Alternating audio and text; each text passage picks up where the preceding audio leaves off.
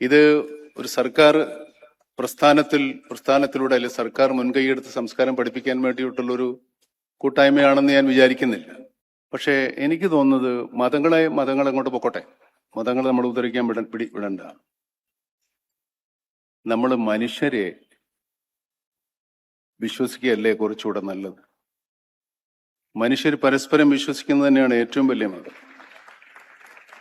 ഈ ലോകത്ത് നമ്മൾ മാത്രമല്ല, നമ്മളെപ്പോലെ കോടിക്കണക്കിന് മനുഷ്യർ കൂടെ അല്ലെങ്കിൽ മറ്റു ജീവികൾ കൂടെ ജീവിക്കുന്നുണ്ട്.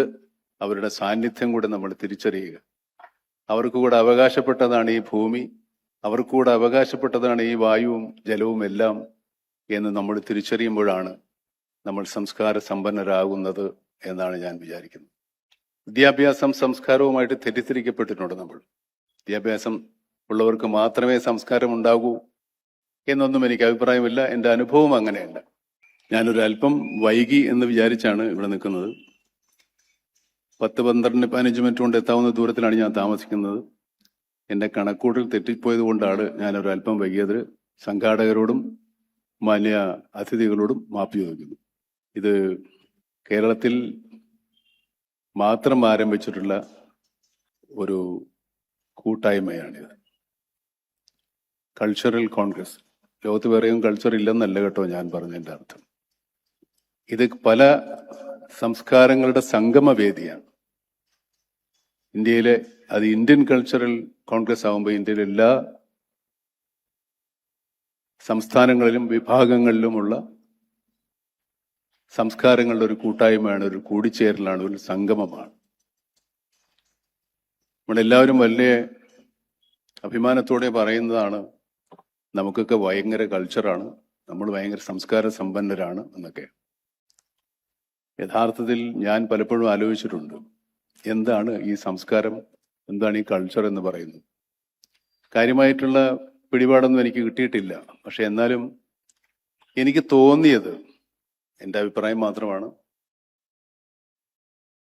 സംസ്കാരം എന്ന് പറയുന്നത് മറ്റുള്ളവരുടെ സാന്നിധ്യം കൂടെ നമ്മൾ തിരിച്ചറിയുക എന്നതാണ്.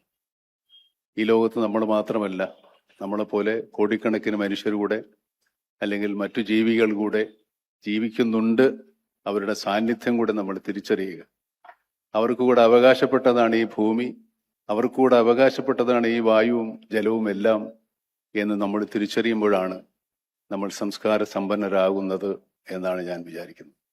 വിദ്യാഭ്യാസം സംസ്കാരവുമായിട്ട് തെറ്റിദ്ധരിക്കപ്പെട്ടിട്ടുണ്ട്. നമ്മൾ വിദ്യാഭ്യാസം ഉള്ളവർക്ക് മാത്രമേ സംസ്കാരം ഉണ്ടാകൂ എന്നൊന്നും എനിക്ക് അഭിപ്രായമില്ല. എൻ്റെ അനുഭവം അങ്ങനെയല്ല. പക്ഷെ വിദ്യാഭ്യാസം സംസ്കാരത്തിൻ്റെ ഒരു ഭാഗമാണ്.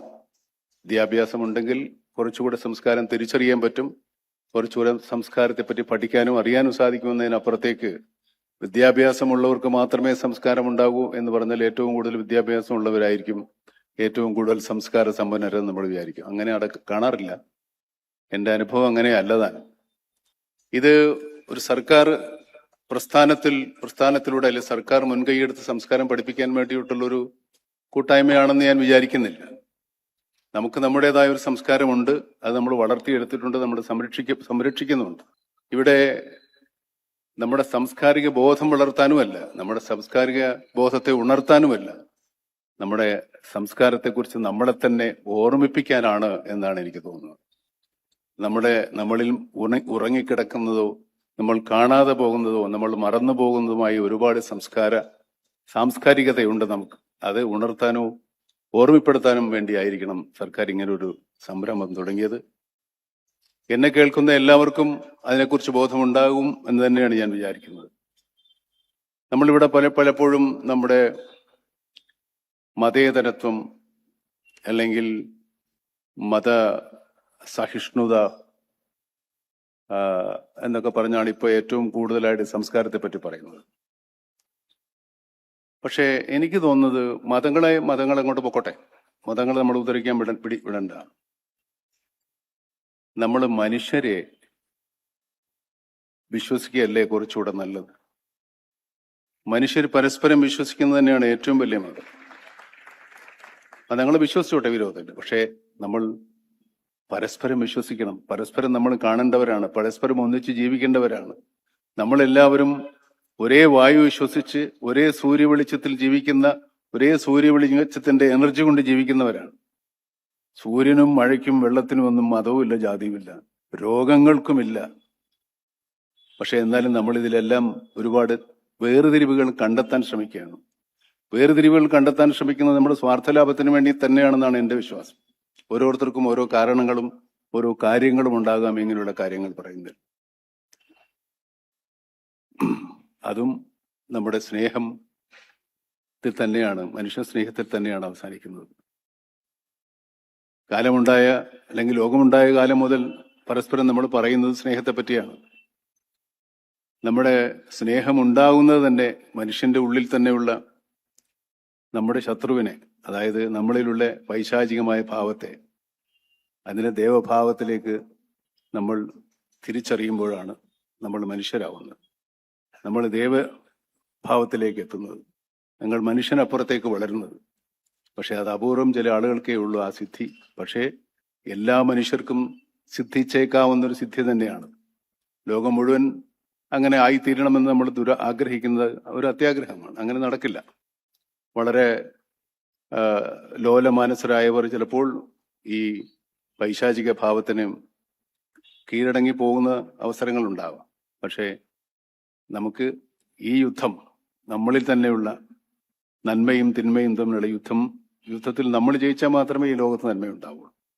അത് തന്നെയാണ് നമ്മുടെ സംസ്കാരം എന്ന് പറയുന്നത്. ആ സംസ്കാരം തന്നെ തുടരട്ടെ, ആ യുദ്ധം നടക്കട്ടെ, യുദ്ധത്തിൽ നമുക്ക് എല്ലാവർക്കും വിജയിക്കാൻ സാധിക്കട്ടെ എന്ന് ആത്മാർത്ഥമായി ആഗ്രഹിക്കുന്നു.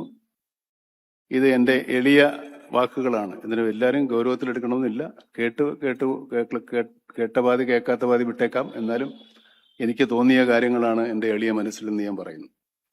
ഈ വാക്കുകൾ കൊണ്ട് പറഞ്ഞുകൊണ്ട് ഞാൻ എൻ്റെ വാക്കുകൾ അവസാനിപ്പിക്കുകയാണ്. ഔപചാരികമായി ഈ സമാപന സമ്മേളനം ഉദ്ഘാടനം ചെയ്യുന്നു. എല്ലാവർക്കും സ്നേഹം, സ്നേഹം, സ്നേഹം. Thank you, Padma Shri Mammootty, for those encouraging words, and thank you for gracing this occasion. Ladies and gentlemen, we now move on to the official declaration of the second edition of the Indian Cultural Congress. And to do the honors, to do the official declaration, I take this opportunity to invite Srimati Ratna Patak Shah, theatre activist and actress, and Shri Ganesh N. Devi, Indian writer, scholar, and cultural activist, to do the honor to declare the second edition of the Indian Cultural Congress.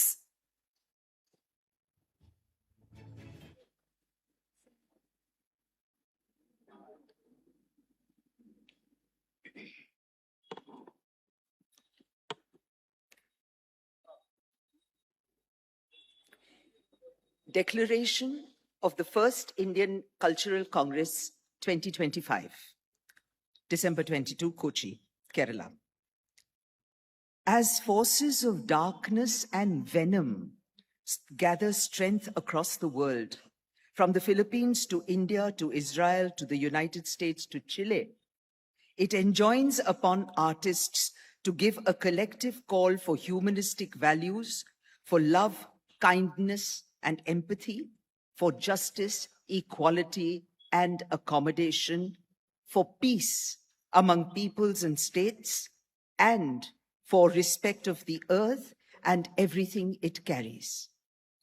Towards this end, democratic, forward-looking, and secular cultural practitioners have come together for the first Indian Cultural Congress in Kochi, Kerala, from December 20 to 22, 2025. This cultural congress asserts the secular principle. In India, as in many other parts of the world, hatred of and attacks on minorities have grown. The Cultural Congress takes a firm stand against the othering of people based on their gender, religion, caste, color, ethnicity, language, nationality, and sexuality. The peace principle. Violence and destruction rage in places as far removed as Palestine, the Sahel, and Ukraine, Russia. In India, too, there are forces that thirst for retribution and war. The Cultural Congress proclaims that war and violence are not a solution. That war harms the poor the most on both sides, and that complex problems need mature efforts towards solution. The freedom principle. Authoritarian states, corporations, and right-wing organizations attempt to muzzle artists, writers, and intellectuals by censorship of various types. In many instances, simply holding a view contrary to the powers that be results in incarceration or worse. The Cultural Congress asserts the right of artists to think and create freely, to explore and express reality without fear, and to have access and attention. Art and literature are age-old expressions of freedom and must remain so. The respect principle. With climate change, rising temperatures, and endangered ecosystems, it is more urgent than ever before to emphasize that the fruits of the earth belong to us all, and the earth itself to none. We can choose respect for nature to benefit all living beings, or we can choose to rapaciously plunder nature for the interests of the rich. The Cultural Congress chooses respect and coexistence over plunder and destruction. To take forward its mission of promoting these principles, the Indian Cultural Congress will initiate various activities, including bringing out publications, holding seminars and festivals, organizing cultural get-togethers, and other such efforts. The Indian Cultural Congress calls upon artists, intellectuals, and cultural practitioners to organize cultural congresses at state, district, city, town, and village levels. These cultural congresses will seek to disseminate the principles outlined in this declaration among the people and equip cultural practitioners to resist and defeat the forces of darkness.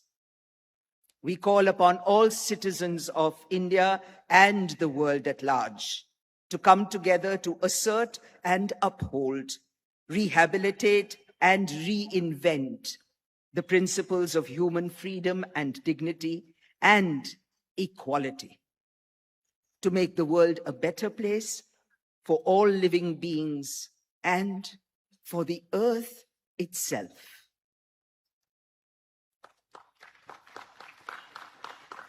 Thank you, Srimati Ratna Patak Shah. Ladies and gentlemen, I would now like to invite Shri Ganeshan Devi to announce the second.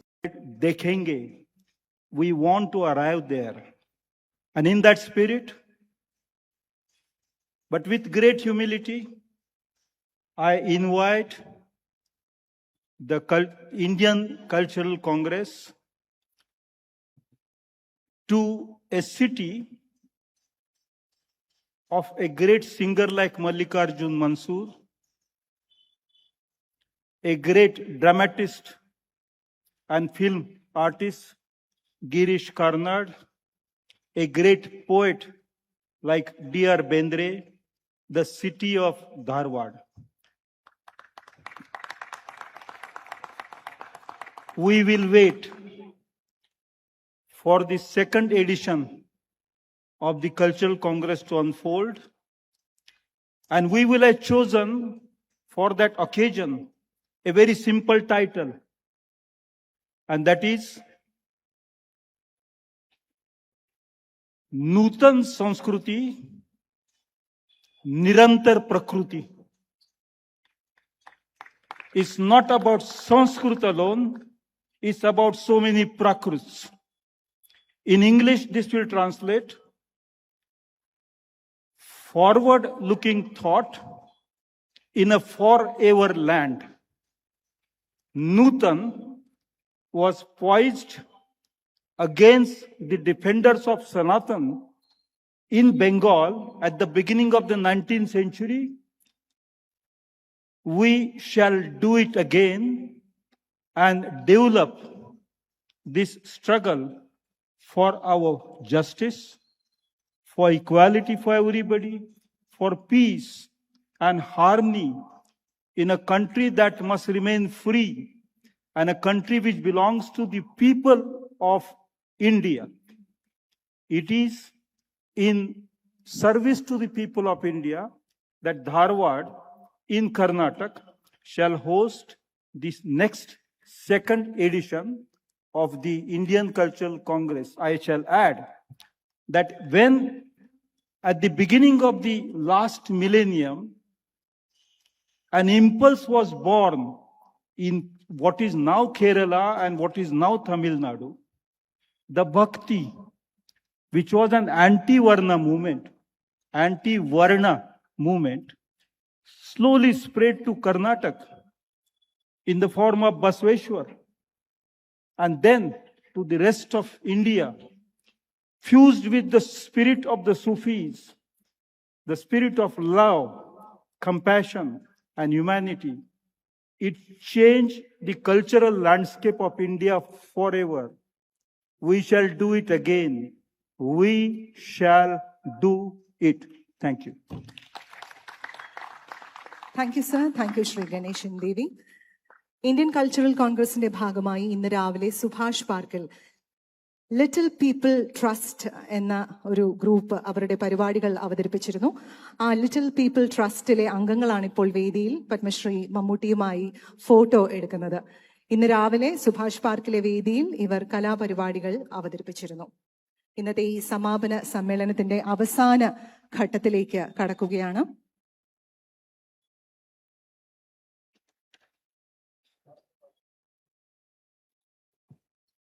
ചടങ്ങിൽ നന്ദി പ്രകാശിപ്പിക്കുന്നതിനായി ബഹുമാന്യനായ Abraham Mathew, secretary, book mark അവരെ സ്നേഹപൂർവ്വം വേദിയിലേക്ക് സ്വാഗതം ചെയ്യുന്നു.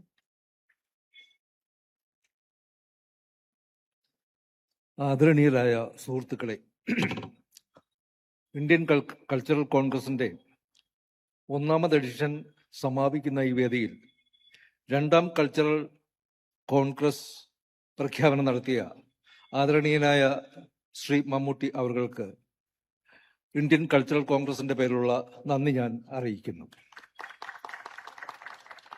മമ്മൂക്ക ഒരു ദാർശനിക ഭാവത്തിലാണ് സംസാരിച്ചത്. അദ്ദേഹത്തിന്റെ സംഭാഷണങ്ങളിലെ സൂചനകൾ ഈ ഇന്ത്യൻ കൾച്ചറൽ കോൺഗ്രസിന്റെ സന്ദേശവുമായി തീർച്ചയായും ഒത്തുപോകുന്നത് തന്നെയാണ്. എഴുതപ്പെട്ടത് ലോകത്തെ പ്രകാശിപ്പിക്കുന്നു, എഴുതിയവനോ ഇരുളിൽ മാഞ്ഞും പോകുന്നു എന്ന് പറയാറുണ്ട്. മമ്മൂക്ക മലയാളിയുടെ മനസ്സിൽ എഴുതപ്പെട്ട ഒരു കാൽപ്പനിക കവിതയാണ്. ഇരുളിൽ ആ കവിത തെളിയുകയും ചെയ്യുന്നു. നന്ദി.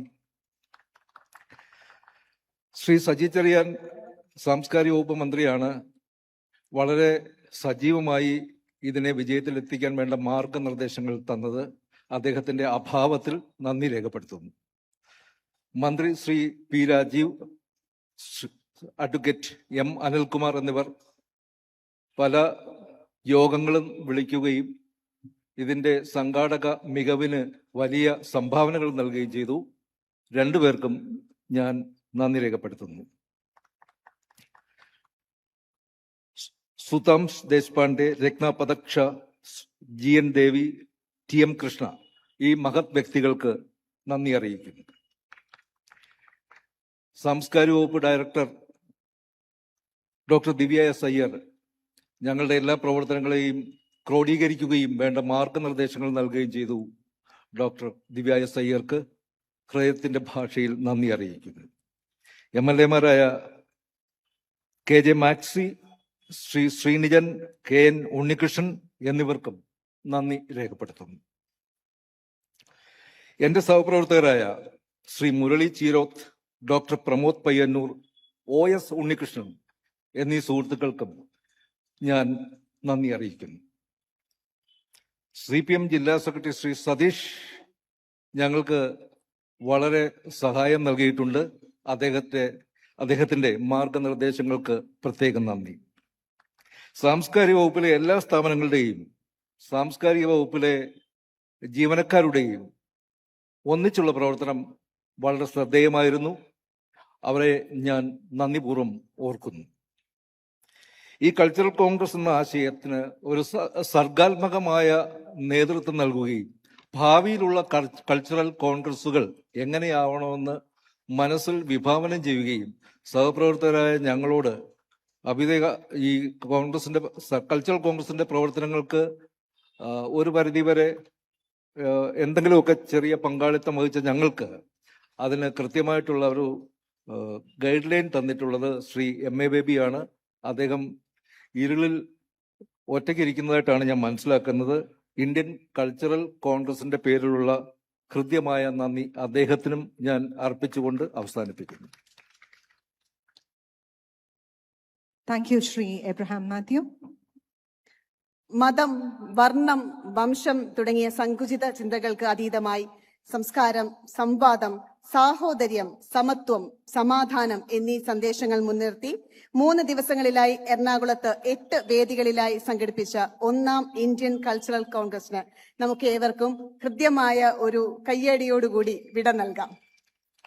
Thank you, ladies and gentlemen, and thank you, distinguished guests. Here we conclude the valedictory ceremony of the first edition of the Indian Cultural Congress 2025. Thank you. ഉദ്ഘാടകൻ സൂചിപ്പിച്ചതുപോലെ കൂടുതൽ പരസ്പരം വിശ്വസിക്കുന്ന, സ്നേഹിക്കുന്ന, താങ്ങാവുന്ന മനുഷ്യരായി നമ്മൾക്ക് കാത്തിരിക്കാം. അടുത്ത അധ്യായത്തിനായി 2ാം ഇന്ത്യൻ കൾച്ചറൽ കോൺഗ്രസിനായി ഏവർക്കും ഹൃദ്യമായ പുതുവത്സര ആശംസകൾ.